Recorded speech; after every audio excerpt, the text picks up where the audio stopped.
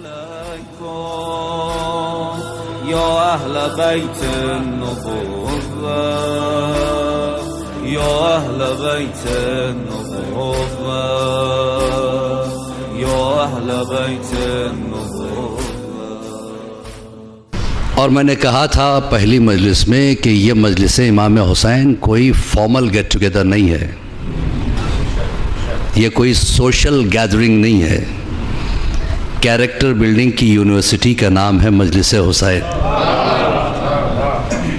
हर college में, हर school में classes होती हैं, लेवल्स होते हैं, छोटी लेवल, फिर उससे बड़ी, उससे बड़ी, उससे बड़ी।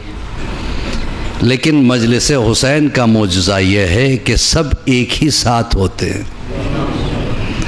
इसमें बुज़ुर्ग भी वहीं बैठते हैं जहाँ बच्चे होते हैं।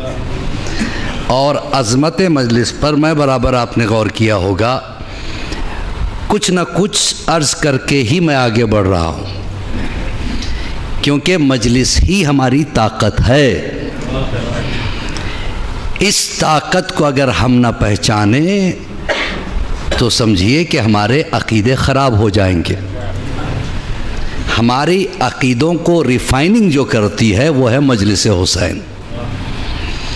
और इसकी अज़मत यह है, यहाँ बुज़ुर्ग बैठे हुए हैं, वो तो खैर बेहतर जानते हैं। जो नौजवान है शायद उन्होंने भी नाम सुना होगा, अल्लामा नौनेरवी का तो नाम सुना है, इब्ने हसन साहब नौनेरवी।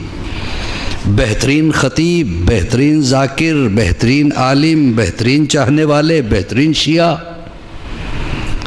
और जब वो बोलते थे तो ऐसे लगता था कि लब से मोती झड़ रहे हैं।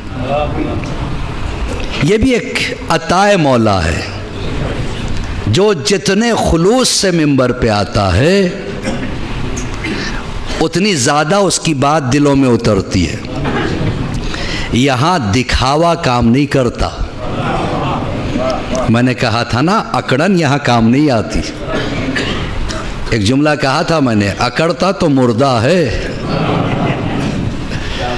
जिंदा अखड़ा नहीं करते। तो अजीज़ों, यहाँ पे ना कोई बड़ा है ना कोई छोटा है।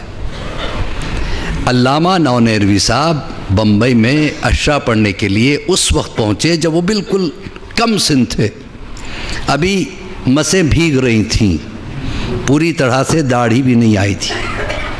उस वक्त का वाक़या है कि बम्बई में मिंबर के बराबर में बाकायदा नवाब साहब की गद्दी लगती थी, नवाब ऑफ रामपुर की।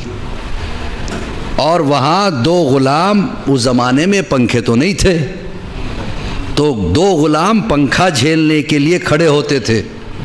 और जब तक नवाब साहब इस तरह से बैठे रहते, ये लोग पंखा झेलते।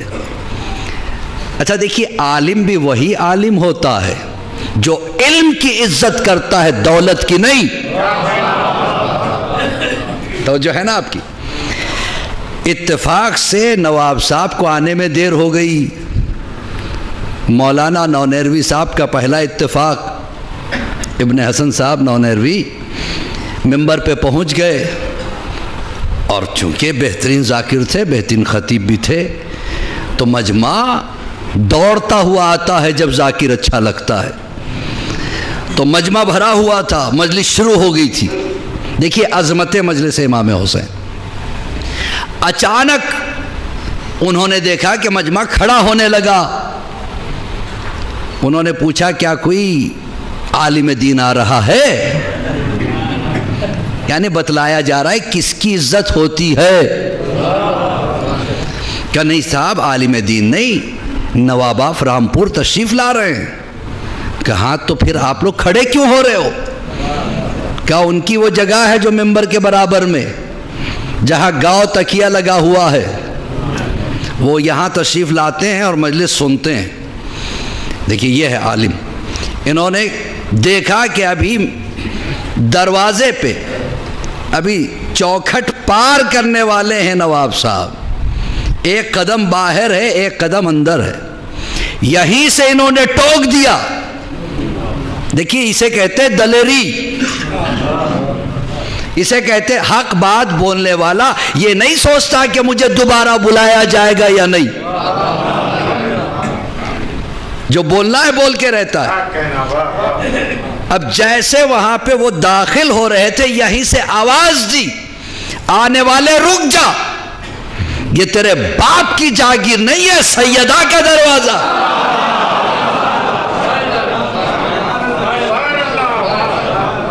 सैयदा का दरवाजा है, जहरा का दरवाजा है, जहां मलकुल मौत बगैर इजाजत के नहीं आता।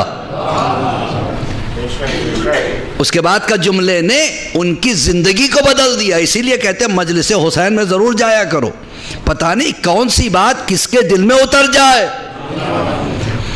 एक जुमला का, जानता है तू इस वक्त जहां है वहां कौन खड़ा है?